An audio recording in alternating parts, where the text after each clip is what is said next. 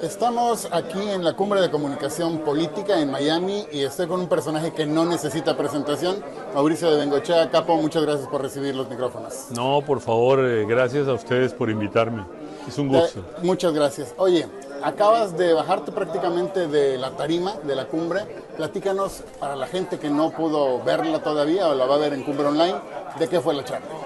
Mira, presenté un poco la campaña de Luis Abinader, no solo la última de reelección, sino más bien cómo fue el proceso desde que él entra en la política como candidato a vicepresidente en el 12, compite en el 16 por primera vez y pierde contra un presidente que tenía todos los poderes del Estado y con un partido que no tenía dinero para actuar, gana en el 20 con una campaña que se hizo más apelando al cambio, porque 7 de cada dominicanos querían cambio, y logramos la reelección con El Cambio Sigue, porque la gente entendió que se estaba produciendo un cambio en el país y que había que consolidarlo, y por esa razón Abinader gana su reelección. Mauricio, en este recorrido de muchos años de tu trabajo, no nada más en 1, 2, 3 países, sino en muchísimos países, ¿qué es lo que se repite? ¿Cuál es la constante que sí existe en la política? Mira, yo creo que la constante que existe es el método. Cada país tiene su propia idiosincrasia y en cada país suceden cosas distintas, pero alguien me decía alguna vez, creo que la maestra en México me decía, joven, aquí las cosas son distintas. Y la verdad es que todas partes son iguales en términos de campaña. ¿Por qué?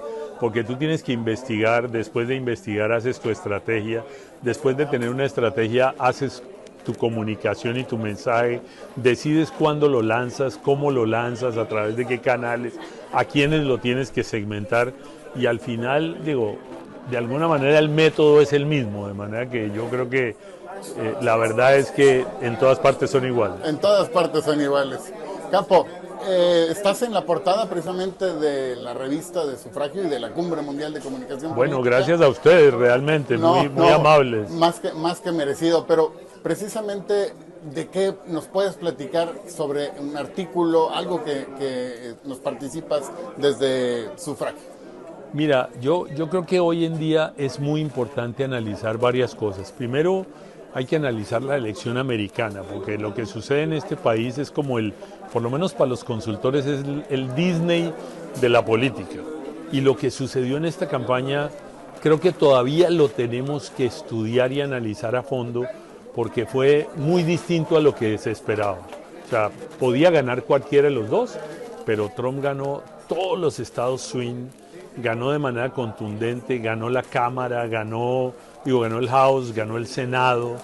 Es una persona que hoy tiene un poder absoluto y creo que es importante analizar eso. 2 preguntas más antes de irnos. ¿Cuáles crees que son los retos y perspectivas para el continente en estos próximos 2 años, que también hay muchas más elecciones? Mira, yo creo que la política cambió con la era digital completamente. Hoy en día todo es digital, pero además sigue cambiando. Te pongo un ejemplo que yo lo vengo analizando hace días. En los Estados Unidos los jóvenes nunca votaban, nunca les importaba la política, nunca. Y los jóvenes, Kamala Harris les puso a Taylor Swift a favor de ella, les puso a Lady Gaga a favor de ella, les puso a LeBron James a favor de ella, puso a los actores de Hollywood a favor de ella, y sin embargo los jóvenes eso no es lo que quieren. Ellos quieren que les cante Taylor Swift e ir a sus conciertos y cantar sus canciones, pero ellos lo que quieren ser es tan exitosos como Elon Musk, que es millonario, que lanza cohetes al espacio, que hace coches eléctricos, que es algo que a los jóvenes les interesa. O sea, yo creo que la figura de lo que buscaban era una cosa distinta a lo que les dio Kamala. Y con eso antes se ganaban las elecciones, ya no.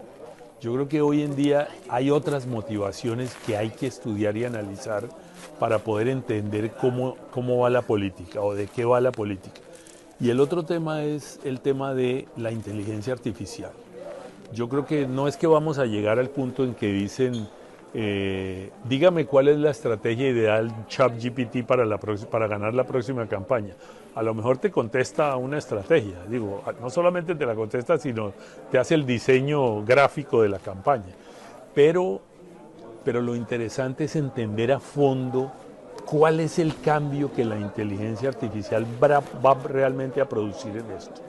Y yo creo que ahí hay algo que tenemos que estudiar muy a fondo.